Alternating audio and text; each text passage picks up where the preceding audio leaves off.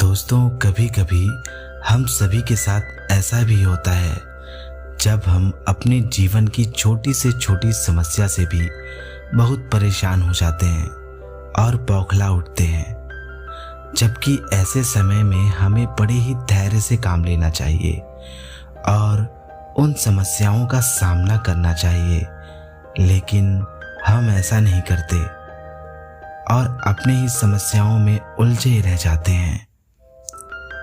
तो आखिर ऐसी परिस्थिति में हमें करना क्या चाहिए? आइए इसे आज एक कहानी के माध्यम से जानते हैं और समझने की कोशिश करते हैं कि आखिर ऐसे समय में हमें करना क्या चाहिए।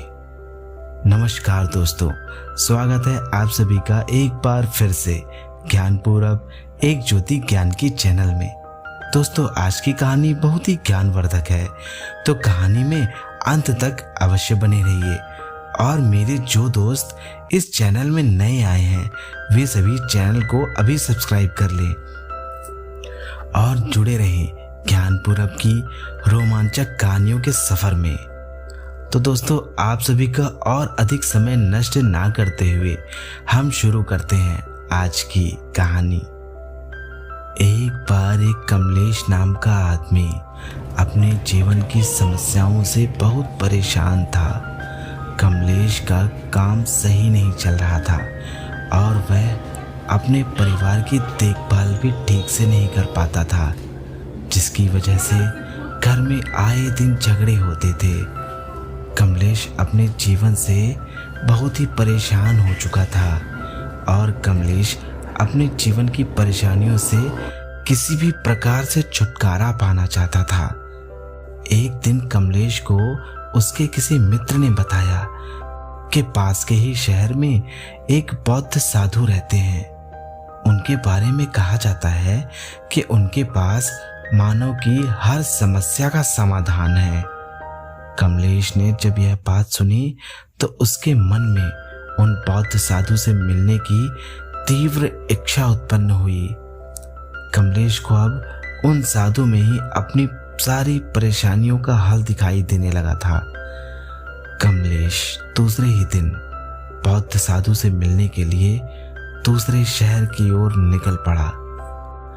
कमलेश जैसे तैसे करके दूसरे शहर पहुंचता है और जैसे ही कमलेश ने बौद्ध साधु को देखा तो उसके मन में जितनी भी परेशानी और तकलीफ थी वो आंसुओं के रूप में आंखों से बाहर छलक उठी।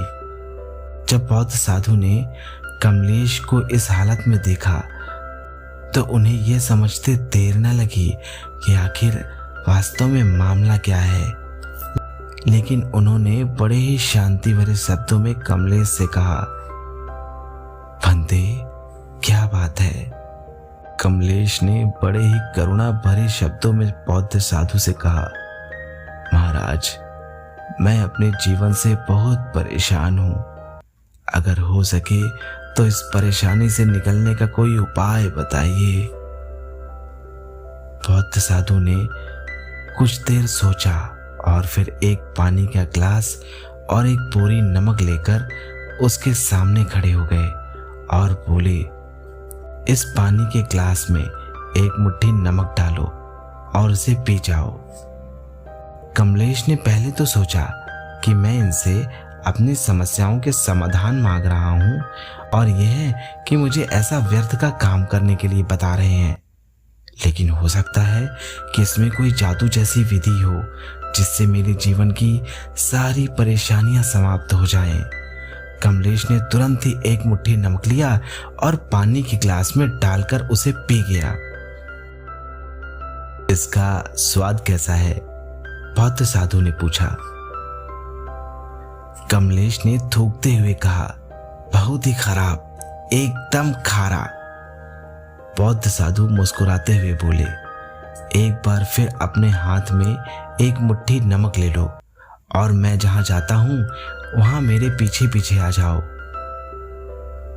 कमलेश ने बिना सोचे समझे बौद्ध साधु के पीछे पीछे चलना आरंभ कर दिया और दोनों धीरे धीरे आगे बढ़ने लगे। थोड़ी दूर जाकर स्वच्छ पानी से बनी एक झील के सामने रुक गए।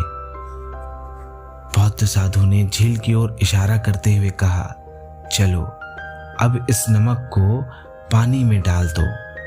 कमलेश ने बिल्कुल वैसा किया जैसा बौद्ध साधु ने कहा। फिर इसके बाद बौद्ध साधु ने कहा, अब इस झील का पानी पियो।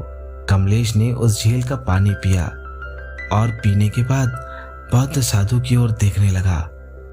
एक बार फिर बौद्ध साधु ने पूछा, अब बताओ इसका स्वाद तुम्हें कैसा लगा? क्या अभी भी ये तुम्हें खारा लग रहा है? कमलेश ने बोला, नहीं, ये तो बहुत मीठा है और बहुत अच्छा है। बौद्ध साधु कमलेश के बगल में बैठ गए और उसका हाथ थामते हुए बोले, भंते, जीवन के दुख बिल्कुल नमक की तरह हैं, ना इससे कम ना ज्यादा। जीवन में दुख की मात्रा वही रहती है, बिल्कुल वही, लेकिन हम कितने दुख का स्वाद लेते हैं ये इस बात पर निर्भर करता है कि हम उसे किस पात्र में डाल रहे हैं। इसीलिए जब तुम दुखी हो तो सिर्फ इतना कर सकते हो कि खुद को बड़ा कर लो।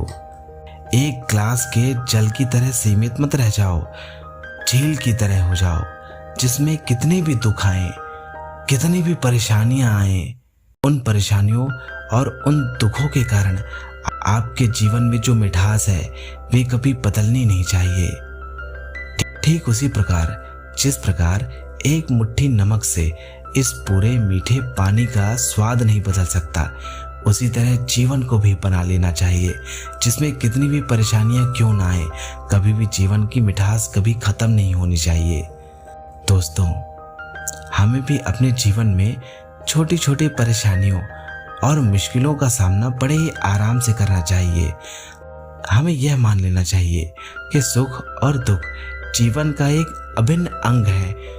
जिसके जीवन में सुख और दुख है वही जीवित होता है और मौत के बाद तो किसी भी तरह की तकलीफ ही नहीं जान पड़ती। तो दोस्तों, आज की कहानी बस इतनी ही। मुझे आशा है कि आपको यह कहानी अच्छी लगी होगी और आपको अगर ऐसी ही कहानियां पसंद है तो हमारे चैनल में आपको ऐसी ही कहानियों के संग्रह मिल जाएंगे जिन्हें आप कभी भी सुन सकते हैं। तो दोस्तों, आज के लिए बस इतना ही। कल फिर मिलते हैं किसी और नई कहानी के साथ हम लोग।